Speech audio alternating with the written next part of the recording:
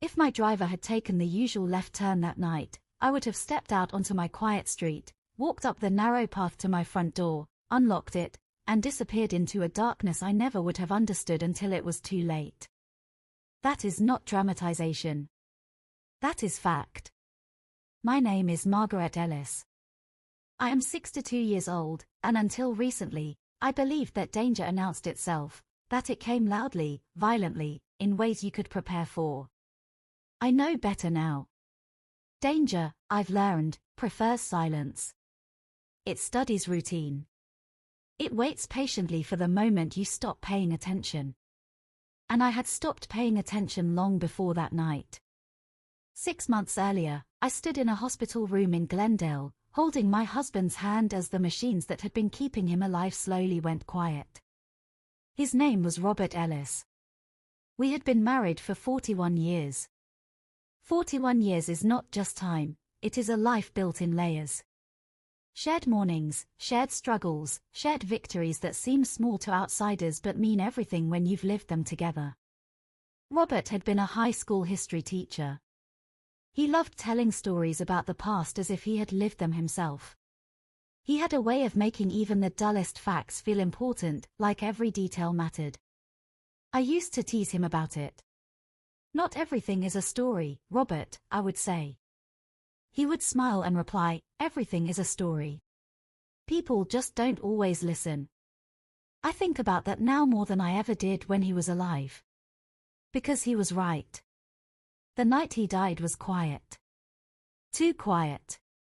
There was no dramatic last speech, no final moment of clarity where everything made sense. Just a gradual slowing. A soft fading.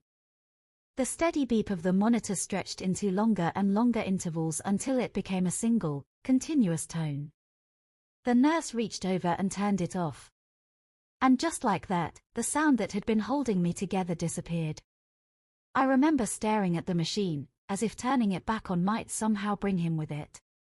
It didn't. Nothing did. After that, life didn't stop. That's the cruel part. You expect the world to pause, to acknowledge that something enormous has happened. But it doesn't. Bills still arrive. Phones still ring. People still go to work.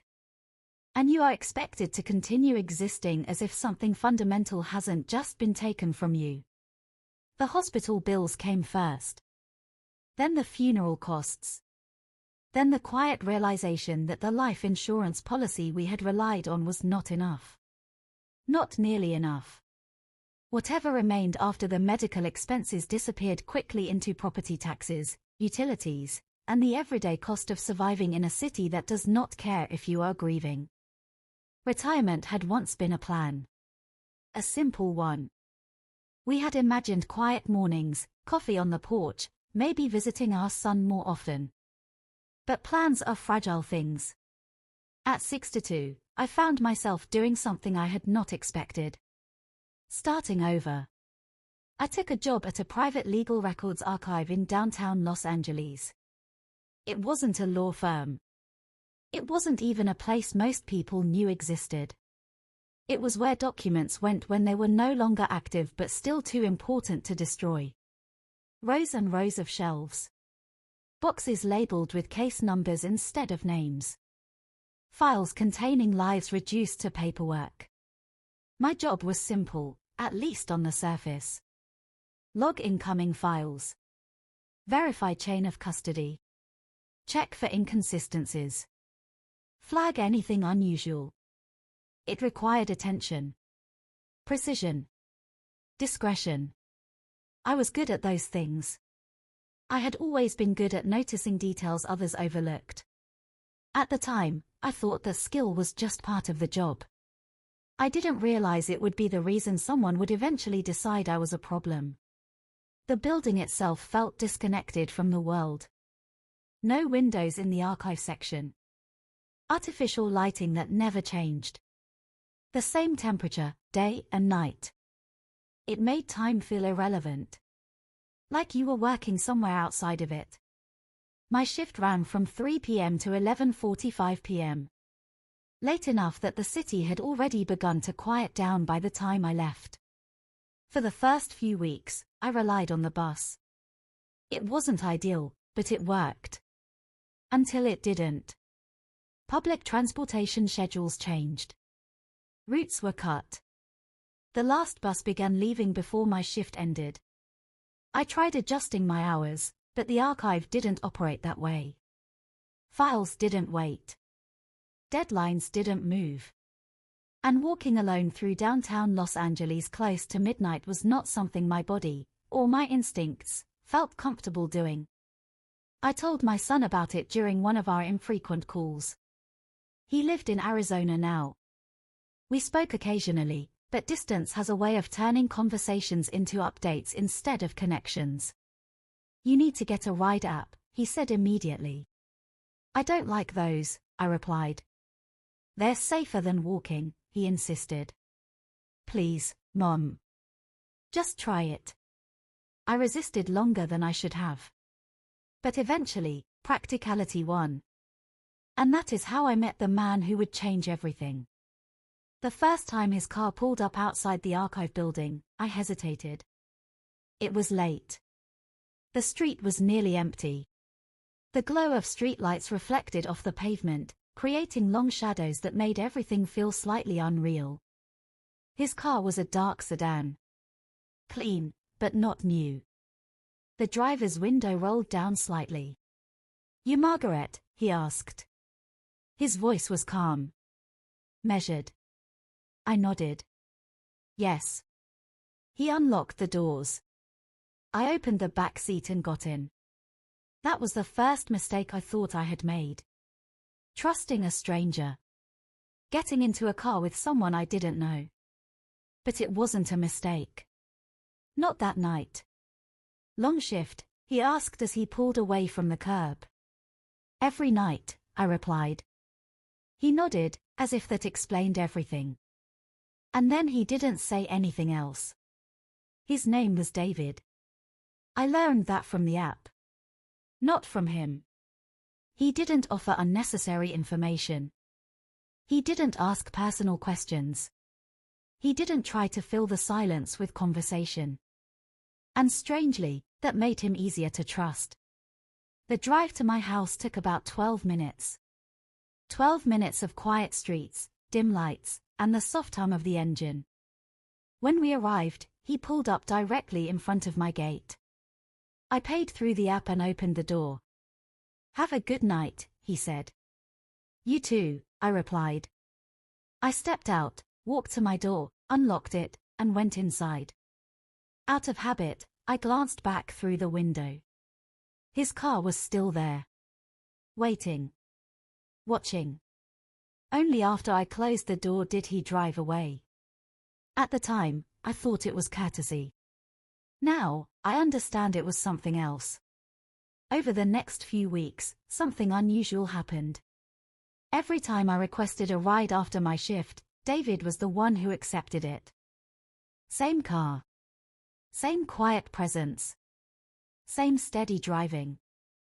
It became routine. And routine, I would later learn, is where danger begins to hide. We didn't talk much at first. Just small exchanges. Busy night? Not really. Cold out? Yes. But silence can build familiarity faster than conversation. You begin to recognize patterns. The way someone drives. The way they react to traffic. The way they handle quiet. David was careful. Not cautious in a fearful way, just aware. He checked mirrors often. Slowed down at intersections even when he had the right of way. Noticed things. I didn't think much of it then. I do now. One night in October, my hands wouldn't stop shaking. The archive building was always cold, but that night it felt worse. Or maybe it was just me. Grief has a way of settling into the body. Making everything feel heavier. Less stable. Before leaving for work the next evening, I made tea. Chamomile. Something warm.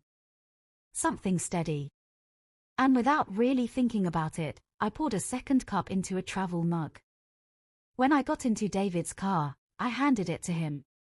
"This is for you," I said. He looked at it, then at me. "You don't have to do that." "I know," I replied. "But nights are long." He hesitated for a moment. Then he accepted it. "Thank you." That was the first real conversation we had. And the moment everything began to change. By November, those 12-minute drives had become the only time I spoke to another person face-to-face on a daily basis. And David noticed more than I realized. He remembered things. Small things. The nights I seemed more tired. The nights I stayed late at work. The nights I locked my door twice before turning off the light. At the time, I thought it was kindness. Attention. Maybe even habit. I didn't understand that someone else had started paying attention too. The first time David mentioned the car, I laughed. "There's a sedan parked across from your house," he said casually as we turned onto my street. "So? I've seen it before." "It's a neighborhood," I replied. "Cars get parked." He didn't argue. He just nodded. But he slowed down slightly as we passed it. A few nights later, he mentioned it again. "Same car," he said. "You're very observant," I replied lightly. "I have to be," he said. There was something in his tone that made me glance up. But he didn't elaborate. And I didn't ask. That was my second mistake. Not asking. The signs didn't come all at once. They came slowly. Quietly. A man standing under a streetlight longer than necessary. A car that appeared too often. A feeling, subtle, but persistent, that something wasn't right. And each time, I told myself the same thing. You're imagining it. Because the alternative was harder to accept. One night, I came home and found my gate slightly open. I was certain I had latched it that morning. But the latch was old. Loose. Unreliable. I told myself that's all it was. Inside, everything looked normal. Nothing broken.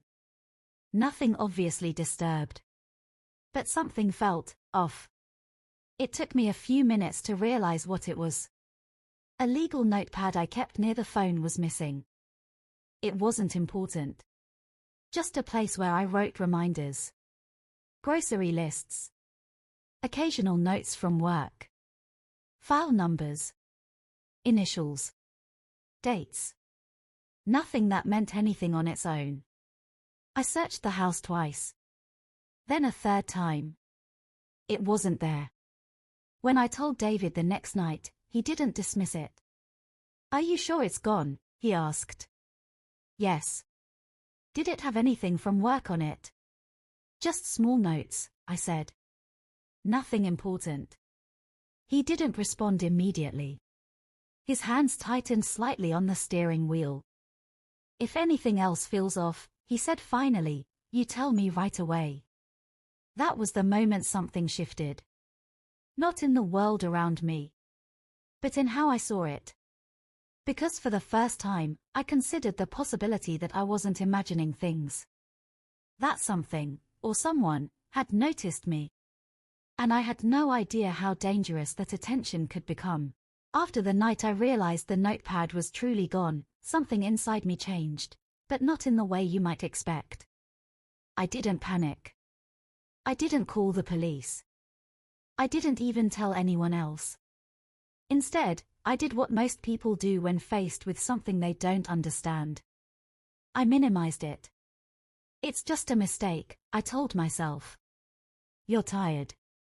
You're grieving. You probably threw it away without realizing." Grief gives you excuses. It softens reality just enough to make you doubt your own instincts. And I let it. The next few days passed quietly. Too quietly. At work, I buried myself in routine. Files. Numbers. Logs. Signatures. Everything in the archive followed structure. Rules. Order. Unlike the world outside, nothing there felt unpredictable. But even inside that controlled environment, something had started to feel wrong. The audit I had been assigned was growing. What began as a few inconsistencies had turned into a pattern I could no longer ignore. Files were being altered. Not obviously. Not in ways that would trigger alarms. But subtly. Carefully. A settlement amount reduced by a small percentage. A page replaced with a nearly identical copy, except for one detail. A signature that looked right at first glance, but wasn't. And every case shared one thing. The victims were people unlikely to question it. Elderly claimants. Injured workers. Immigrants unfamiliar with legal systems. People who trusted the process. People who didn't know what to look for. I started documenting everything more carefully. Cross-referencing dates. Comparing digital scans with physical copies. Tracking patterns across cases. At first, it felt like I was just doing my job. Then it started to feel like I was uncovering something someone didn't want found. That thought stayed with me longer than I liked. That night, when I got into David's car, I didn't offer tea right away. I just sat there. Quiet. Thinking. He noticed. "You're distracted," he said. It wasn't a question. "Yes," I admitted. He waited. He always waited. So I told him. "Not everything. Just enough. There are inconsistencies at work," I said. "Files that don't match. Small things." He nodded slowly. "Intentional?" he asked. "I don't know," I replied. "Maybe." He didn't respond immediately. Instead, he checked his mirrors. Adjusted his speed slightly. Then said something that made my chest tighten. "People don't risk small mistakes for no reason." I stared at the back of his seat. "What does that mean?" "It means," he said carefully, "if someone is changing things, they're gaining something from it." The idea settled into my mind like something heavy. I hadn't wanted to think that far. Hadn't wanted to believe it was deliberate. Because deliberate meant dangerous. That night, when we turned onto my street, I saw him again. The man under the street light. Same spot. Same posture. Head slightly down, phone in hand. But not moving. Not leaving. Just there. "Third time this week," David said quietly. I felt a small knot tighten in my stomach. "Maybe he lives nearby," I said, though the words felt weak even as I said them. "Maybe," David replied. But his tone said otherwise. He slowed the car slightly as we passed. The man didn't look up. Didn't acknowledge us. But something about that felt worse than if he had. That night, I locked my door twice. Then checked the windows. Then checked them again. The next morning, I told myself I was overreacting. Because that's what we do when fear doesn't come with proof. We dismiss it. We rationalize it. We convince ourselves we're safe. But David didn't dismiss it.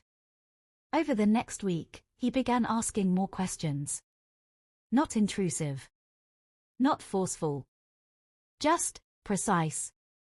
"What days do you usually work late?" "Tuesdays and Fridays," I answered. He nodded. "What time do you get home?" "Around midnight." Another nod. "Anyone else have access to your house?" "No." At the time, I didn't think much of it.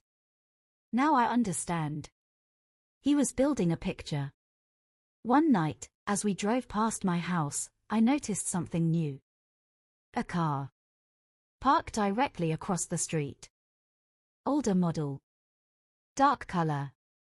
Windows tinted. Engine off.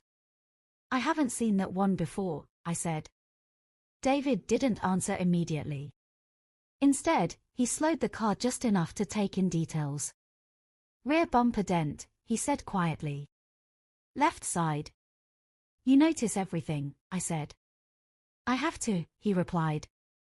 There was something different in his voice that night. Not fear. Not exactly. But alertness.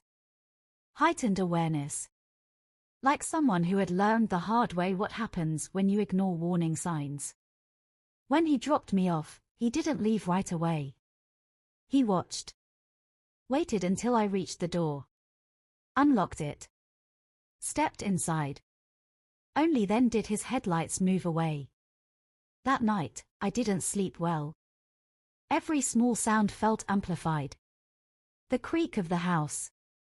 The hum of the refrigerator. The distant sound of a car passing. At one point, I got up and checked the front door. Then the back. Then the windows. Everything was locked. Everything was quiet. But quiet no longer felt safe. The next evening, something else happened. Something small. But unmistakable. When I got home, my gate was unlatched again. This time, I knew. I hadn't forgotten. I hadn't imagined it. Someone had opened it. I stood there for a long moment, staring at the latch. My heart beating just a little faster than normal. The street was empty. Silent. Still. I pushed the gate open slowly and stepped inside. Every instinct told me to be careful. To listen. To notice. The house looked the same. Nothing out of place. Nothing broken. But that feeling. That subtle, creeping awareness. Was stronger now. I walked through each room. Carefully. Deliberately. Kitchen.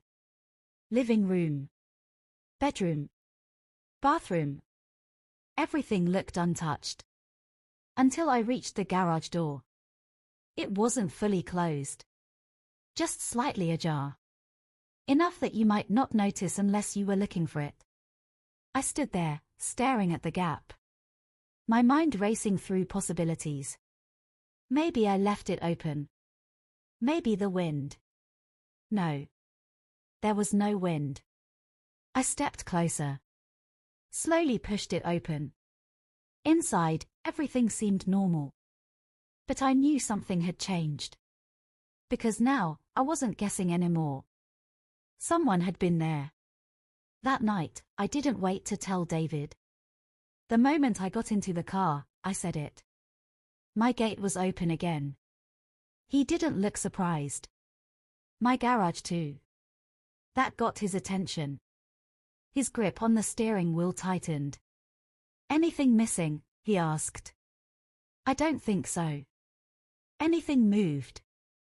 No. He was quiet for a long moment. Too quiet. Then he said something that made my chest tighten again. That's not random. I swallowed. What do you mean? It means, he said slowly, they're checking something. Checking what? He didn't answer immediately. And somehow, that silence was worse than any explanation. Because deep down, I already knew. They weren't looking for valuables. They weren't trying to steal. They were trying to find something specific. And somehow, without understanding how, I had become part of it. As we turned onto my street that night, both of us were watching more carefully. The man wasn't there. The car across the street was gone. Everything looked normal. But normal no longer meant safe. Before I got out, David spoke again. If anything changes, he said, you call me. Not the app. Me. He handed me a small card. His number. Written by hand. I hesitated. Then took it. Why are you helping me? I asked quietly. He looked at me through the rearview mirror. For the first time since I met him, there was something raw in his expression. Because I didn't help someone once, he said. And I don't get to make that mistake again. I didn't ask what he meant. But I understood enough. That night, as I locked my door, I realized something that changed everything. This wasn't coincidence. This wasn't imagination. Someone was watching me. Learning my routine. Testing my house. And whatever they were looking for. They believed I had it. From that night on, everything moved faster. I stopped telling myself I was imagining things. Because I wasn't. The truth begins to surface. A few nights later, when I got into David's car, he didn't start driving right away. Instead, he looked at me through the mirror and said, "I need you to listen carefully tonight." There was something different in his voice. Not just concern. Urgency. As we pulled onto the road, he spoke quietly. "I've had a passenger," he said. Same man. Multiple times. Always late. Always talking.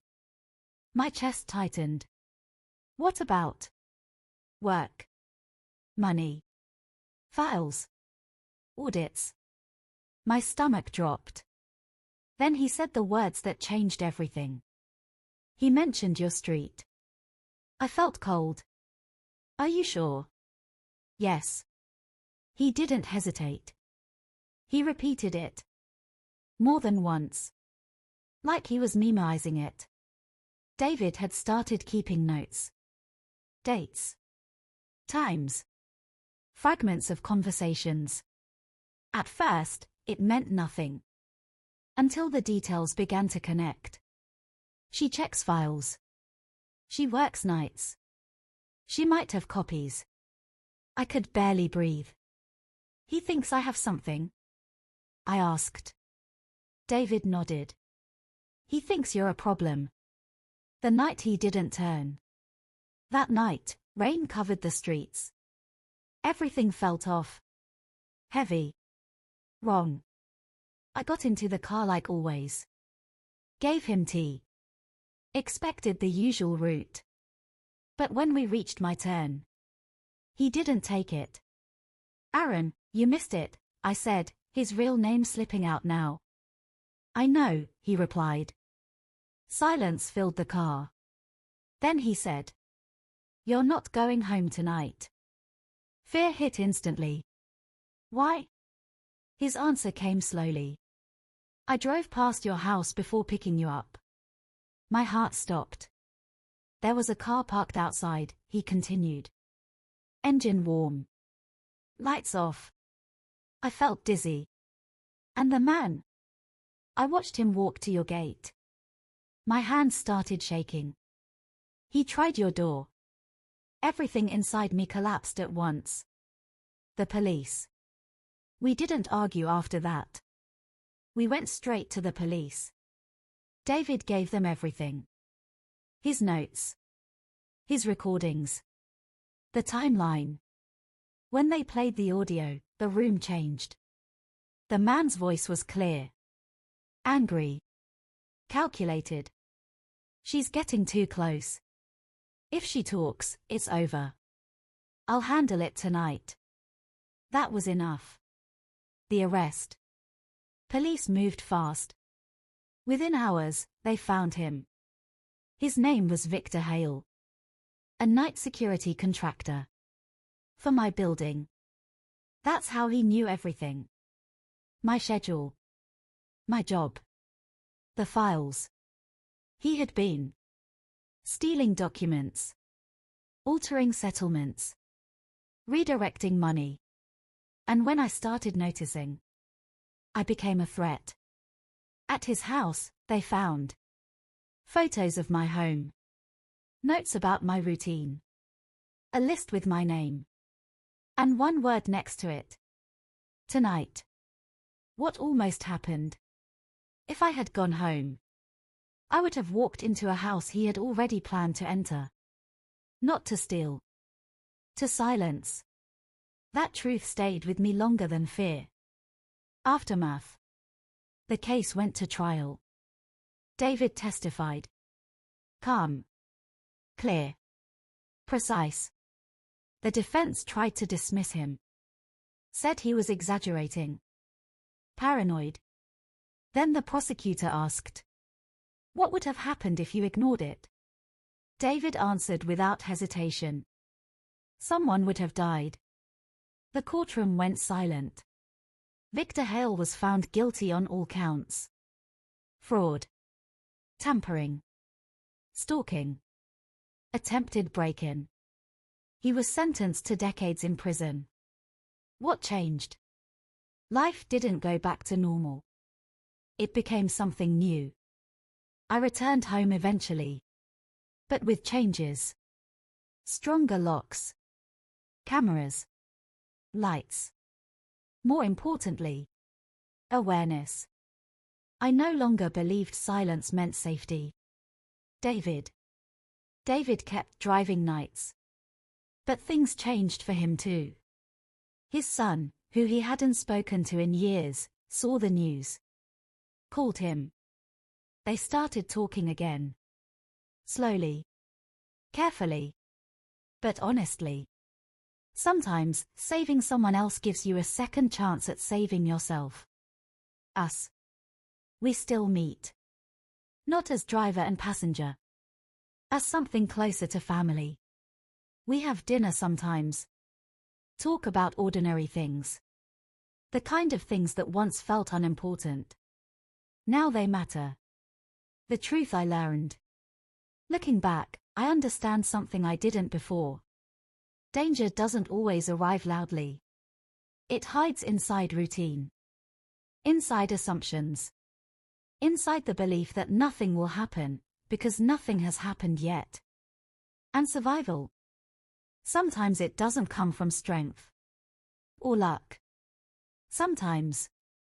It comes from someone noticing what others ignore.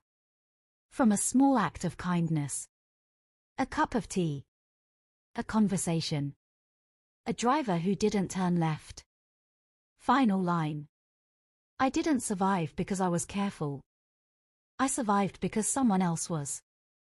And because, for once, someone chose to pay attention.